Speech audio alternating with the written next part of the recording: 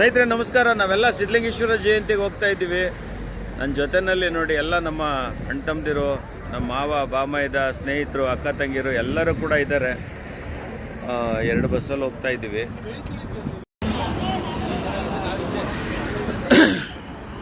ಎಲ್ಲ ಲೈನ್ ಮಾಡಿ, ಲೈನಲ್ಲಿ ಮಾಡಿ.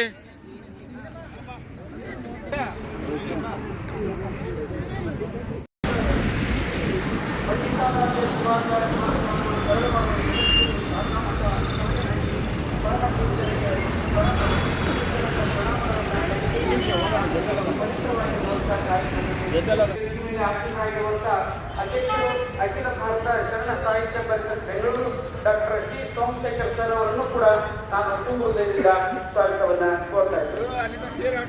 ಅದೇ ರೀತಿಯಾಗಿ ಶ್ರೀಮತಿ ಜಸ್ಟಿಸ್ ಡಿಸೋಜಾ ಶಿವನ್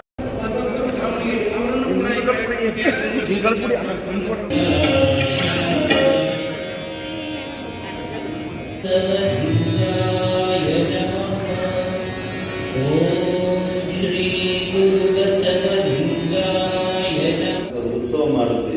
ಜೊತೆಗೆ ಸಿದ್ಧಗಂಗಾ ಮಠದ ಶಿವಕುಮಾರ್ ನಡೆದಾಡುವ ದೇವರು ಪೂಜ್ಯರ ಒಂದು ಅದು ಮೂರ್ತಿಯನ್ನು ಕೂಡ ಉತ್ಸವ ಮಾಡ್ಕೊಂಡು ಬಂದ್ವಿ.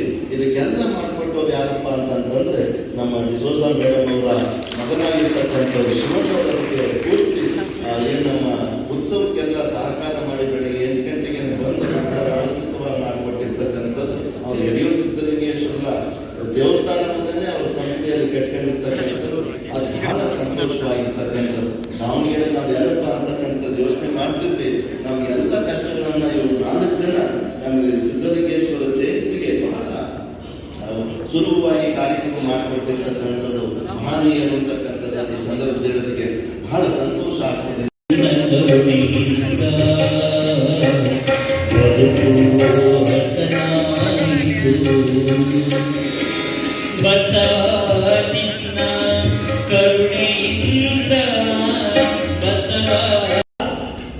ನೀನೊಲಿದರೆ ವಿಷವೂ ಅಮೃತಬಹುದಯ್ಯ ಅಂತ ಹೇಳಿ ಆ ವಚನಕ್ಕೆ ಸಾಕ್ಷಿಯಾಗಿ SSLC ಅನುತ್ತೀರ್ಣರಾದಂತಹ ಒಬ್ಬ ವ್ಯಕ್ತಿ ಒಂದು ಶಕ್ತಿಯಾಗಿ ರೂಪಾಂತರಗೊಂಡು ತತ್ವಶಾಸ್ತ್ರದ ಎಣ್ಣೆಯಲ್ಲಿ ಚಿನ್ನದ ಪದಕವನ್ನು ಗಳಿಸಬೇಕು ಅಂತಂದ್ರೆ ಅವರಿಗೆ ಲಭ್ಯವಾದಂತಹ ಗುರು ಕಾರುಣ್ಯದ ಅಪೂರ್ವವಾದಂತಹ ಆಶೀರ್ವಾದ ಇರುತ್ತವೆ.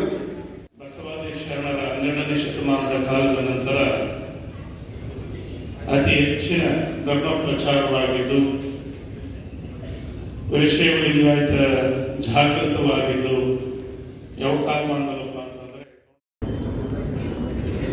ನಾವು ಜೀವನದಲ್ಲಿ ಬಹಳಷ್ಟು ಬಾರಿ ಹಿಂದೇನಾಗಿತ್ತು ಈಗೇನಾಗ್ತಿದೆ ಅನ್ನೋದ್ರ ಬಗ್ಗೆ ಹೆಚ್ಚು ಗಮನವನ್ನು ಕೊಡ್ತಾ ಇರ್ತೀವಿ. ಎಲ್ಲ ಬಹುತೇಕ ಇರುವಂಥ ಎಲ್ಲ ಮಠಾಧೀಶರ ಸಂಪರ್ಕಕ್ಕೆ ನಾನು ಬಂದಾಗ ಅವರೆಲ್ಲರೂ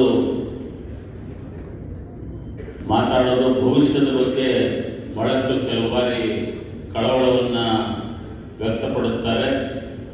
ಜೊತೆಗೆ ಎಲ್ಲರೂ ಒಟ್ಟಾಗಿ ಕೆಲಸ ಮಾಡಬೇಕು ಅನ್ನೋಂಥ ಒಂದು ಅಣತಿಯನ್ನು ಕೂಡ ಕೊಡ್ತಾರೆ. ಶ್ರೀ ಗುರು ಬಸವಲಿಂಗಾಯ ನಮಃ. ಓಂ ಶ್ರೀ ಗುರು ಬಸವಲಿಂಗಾಯ ನಮಃ.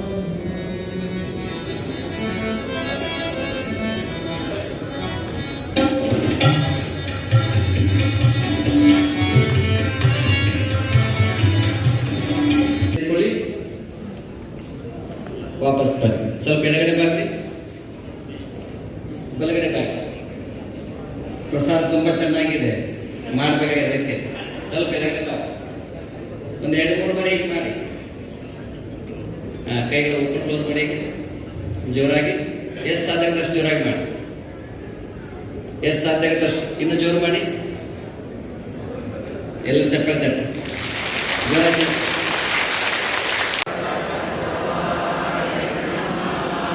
ಗುರು ಬಸವಾಯ ನಮಃ.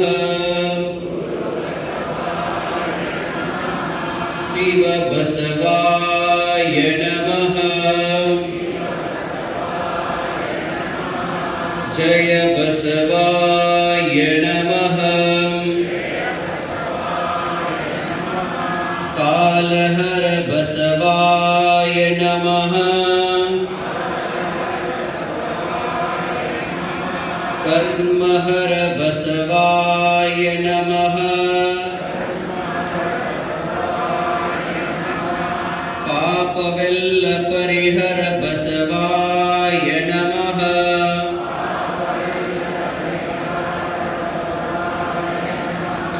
शिक्षा गुरुवे दीक्षा गुरुवे मोक्ष गुरुवे गुरुविन गुरुवे परम गुरुवे परमाराध्यर महामहांतर यडयूर सिद्धलिंगेश्वरर पादपद्मंगलिगे शरणु शरणार्थी शरणु शरणार्थी शरणु शरणार्थी ಈ ಯೋಗದೊಳಗೆ ಅಷ್ಟಾಂಗ ಯೋಗದ ಅಂದ್ರೆ 8 ಹಂತದ ಯೋಗವದು. ಏನು ಹೇಗಿರ್ತದಲ್ಲ ಹಾಗೆ ಒಂದೊಂದು ಹಂತಗಳನ್ನ ಹೇಳೋದು. ಅದಕ್ಕೆ ಯಮ, ನೀವು ಹೇಳ್ರಿ, ಯಮ ನಿಯಮ ಆಸನ ಪ್ರಾಣಾಯಾಮ ಪ್ರತ್ಯಾಹಾರ ಧಾರಣ ಧ್ಯಾನ ಸಮಾಧಿ, ಇದಕ್ಕೆ ಅಷ್ಟಾಂಗ ಯೋಗ ಅಂತ ಕರೀತಾರೆ. ಹಂಗೆ ರಾಜಯೋಗ ಅಂತದ, ಲಯ ಯೋಗ ಅಂತದ, ಭಕ್ತಿ ಯೋಗ ಅಂತದ, ಶಿವಯೋಗ ಅಂತದ. ಒಬ್ಬೊಬ್ಬರು ಒಂದೊಂದು ಮಾರ್ಗದ ಮೂಲಕ ಯೋಗ ಸಮಾಧಿನ ಪಡ್ಕೊಂಡ್ರು. ಎಲ್ಲ ಪದಗಳು ಎಲ್ಲ ಯೋಗಗಳು ಶ್ರೇಷ್ಠವಾದ ಯೋಗಗಳೇ. 12ನೇ ಶತಮಾನಕ್ಕಿಂತ ಮೊದಲು ಬಹಳಷ್ಟು ಯೋಗಗಳಿತ್ತು. ಆದರೆ ಆ ಯೋಗಗಳು ಜನಸಾಮಾನ್ಯರಿಗೆ ಅನುಕೂಲ ಆಗುವ ಅಷ್ಟೊಂದು ಸುಲಭವಾಗಿರಲಿಲ್ಲ. ಅದಕ್ಕೆ ಬಸವನವರೇನಂದ್ರು, ಶಿವಯೋಗವನ್ನ ಲಿಂಗಾಂಗ ಯೋಗವನ್ನ ತಂದು ಇದನ್ನೇ ಮೈಲಾರ ಬಸವಲಿಂಗರು ಹೇಳ್ತಾರೆ, ಅಷ್ಟಾಂಗ ಯೋಗವದು ಬಲು ಕಷ್ಟವೋ ಮಗನೆಂದು ಇಷ್ಟಲಿಂಗವನು ಎನ್ನ ಕರಕ್ಕಿತ್ತ ಶ್ರೇಷ್ಠ ಶ್ರೀ ಗುರುವೇ ಕೃಪೆಯ. ಅಷ್ಟಾಂಗ ಯೋಗದಲ್ಲ, ಅದು ಬಹಳ ಕಷ್ಟದ ಯೋಗ. ನೀವು ಸುಮ್ಮನೆ ಹೇಳಕ್ಕೆ ಎಷ್ಟು ಕಷ್ಟಪಟ್ಟು ನೋಡ್ರಿ, ಎದ್ದಿಗೆ ಮಾಡಕ್ಕೆ ಎಷ್ಟೋ ಕಷ್ಟ ಆಗ್ತದೆ. ಅದಕ್ಕೆ ಬಸವನ ಕೊಟ್ಟದ್ದು ಏನಪ್ಪ, ಇಷ್ಟಲಿಂಗ. ಈ ಲಿಂಗ ನಿನ್ನಂಗ ಕಾಲಿಂಗನ ಬಾಗಲಿಗೆ ನೀ ಲಿಂಗ ನಿನ್ನ ಮೈಲಿಂಗ ಎಂದು ಕೀಲಿಸಿದ ಶ್ರೀ ಗುರುವೇ ಕೃಪೆಯಾಗ ಅಂತ ಹೇಳ್ತಾರೆ. ಇಲ್ಲಿ ಅನೇಕ ಜನ ಪೂಜ್ಯರನ್ನು ನಾವು ನೋಡುತ್ತಾರೆ. 1ನೇ ಸಾಲಿನಲ್ಲಿ 2ನೇ ಸಾಲಿ, ಇವರೆಲ್ಲ ಯಾರಪ್ಪ ಅಂತಂದ್ರೆ ನಮ್ಮ ಈ ಶತಮಾನದ ಯೋಗಿಗಳು. ಯಡಯೂರ ಸಿದ್ಧಲಿಂಗೇಶ್ವರ ನಾವೆಲ್ಲ ಶಾರೀರಿಕವಾಗಿ ನೋಡಿರಲಿಲ್ಲ, ಆದರೆ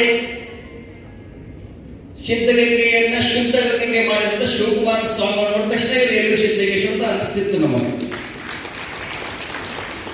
ಅಂತಹ ಸಿದ್ಧಗಂಗೆಯ ಶಿವಕುಮಾರ ಮಹಾಸ್ವಾಮಿಗಳ ಕರಕಮಲ ಸಂಜಾತ ನಮ್ಮೆಲ್ಲ ಸ್ವಾಮಿಗಳು, ಅವರೆಲ್ಲರೂ ಜೋರಾಗಿ ಚಪ್ಪಾಳೆ ತರ್ತೀವಿ.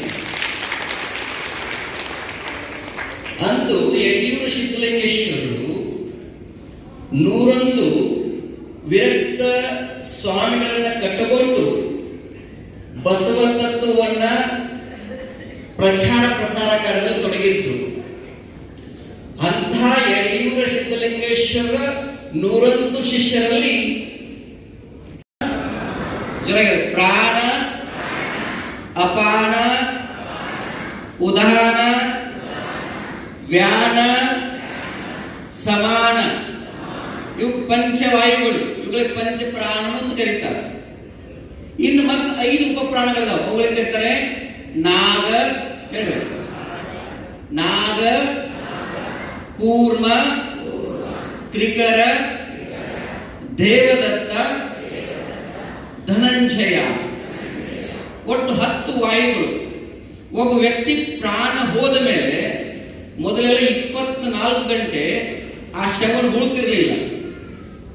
24 ಗಂಟೆ ಹಾಗೆ ಇಟ್ಟುಕೊತಿದ್ರು. ಯಾಕೆ ಇಟ್ಟುಕೊತಿದ್ರು? ಅದು ಯಾವುದೇ ಶೈವ ಪರಂಪರೆ ಇರಲಿ, ವೈಷ್ಣವ ಪರಂಪರೆ ಇರಲಿ, ಅದು ಸುಡುದಿದ್ರು ಕೂಡ 7 ತರ ಸಮಾಧಿ ಮಾಡ್ತಾರೆ. ಒಂದು ಸುಡ್ತಾರೆ ಕೆಲವರು, ಇನ್ನು ಕಡೆಗೆ ಭೂ ಸಮಾಧಿಯನ್ನು ಮಾಡುತ್ತಾರೆ.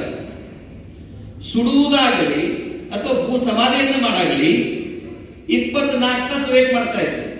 ಯಾಕಂತಂದ್ರೆ ದೇಹದಲ್ಲಿ 10 ವಾಯುಗಳದವಲ್ಲ.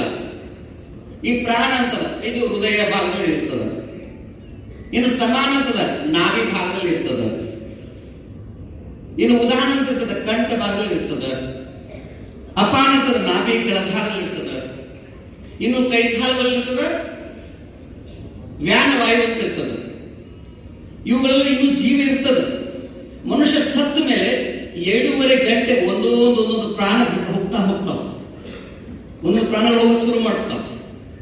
ಆ ಇನ್ನೂ ಕೊನೆಗೆ ಹೋಗೋ ಪ್ರಾಣ ಯಾವುದಪ್ಪ ಅಂತಂದ್ರೆ ಧನಂಜಯ ವಾಯು. ಅದು ಎಲ್ಲಿಂದ ಹೋಗ್ತದ? ಈ ನಮ್ಮ ತಲೆ ಇದೆಯಲ್ಲ, ತಲೆ ಇಲ್ಲಿಂದ ಹೋಗ್ತದ. ಇಲ್ಲಿಂದ ಹೋಗ್ತದ ಲಾಸ್ಟ್ ಪ್ರಾಣ.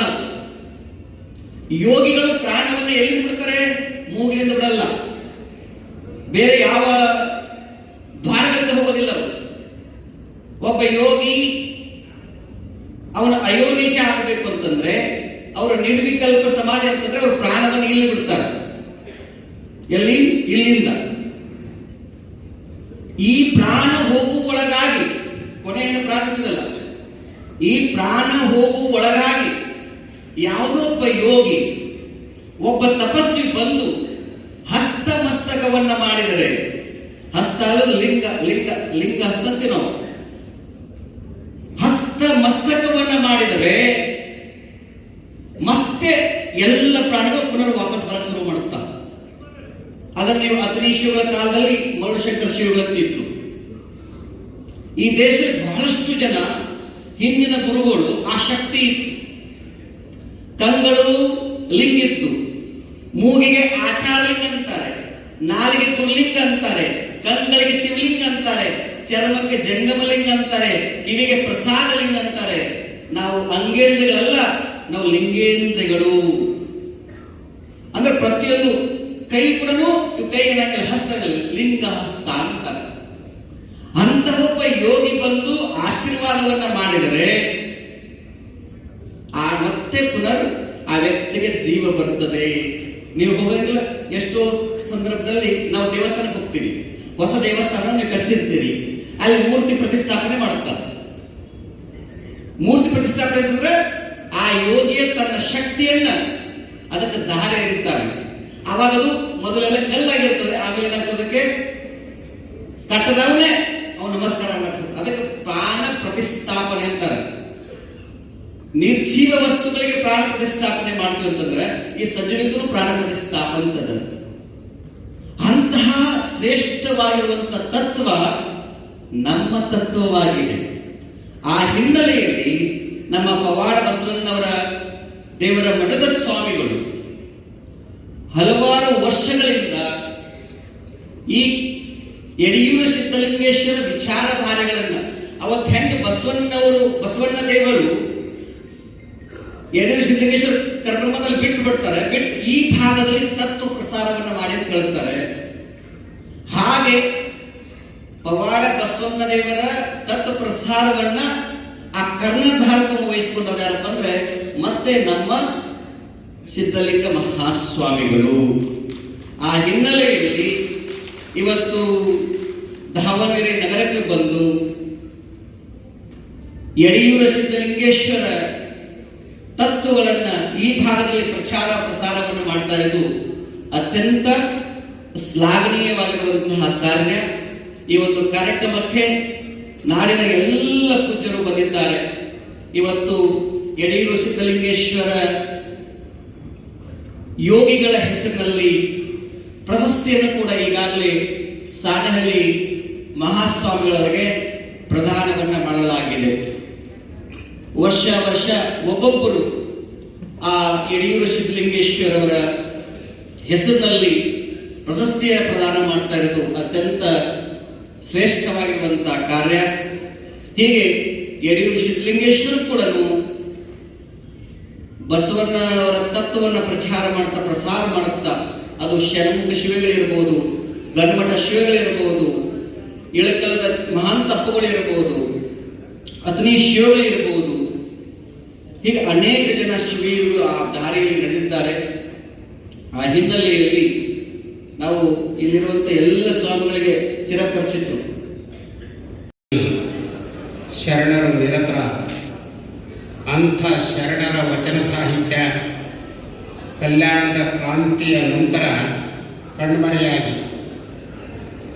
ಮತ್ತೆ 15ನೇ ಶತಮಾನದಲ್ಲಿ ತೋಂಟದ ಸಿದ್ಧಲಿಂಗ ಶಿವಯೋಗಿಗಳು ಮತ್ತಿತರರು ಆ ವಚನ ಸಾಹಿತ್ಯಕ್ಕೆ ಹೊಸ ಮೆರಗನ್ನು ತಂದುಕೊಟ್ಟಂಥವ್ರು. ತೋಂಟದ ಸಿದ್ಧಲಿಂಗ ಶಿವಯೋಗಿಗಳವರು ಸ್ವತಃ 701 ವಚನಗಳನ್ನು ರಚನೆ ಮಾಡಿದಂಥವ್ರು. ಅವರ ವಚನಗಳು ಕಾಯಕ, ದಾಸೋಹ, ಇಷ್ಟಲಿಂಗ ನಿಷ್ಠೆ ಈ ರೀತಿಯ ತತ್ವಗಳನ್ನು ಒತ್ತಿ ಹೇಳುವಂಥವು.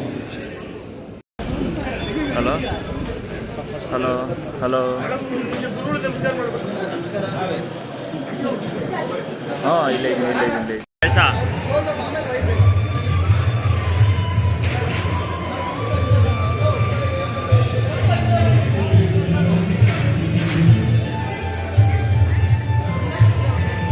ಕೈ ಇಳಿಸೋ ಸ್ವಲ್ಪ. ಹಾಂ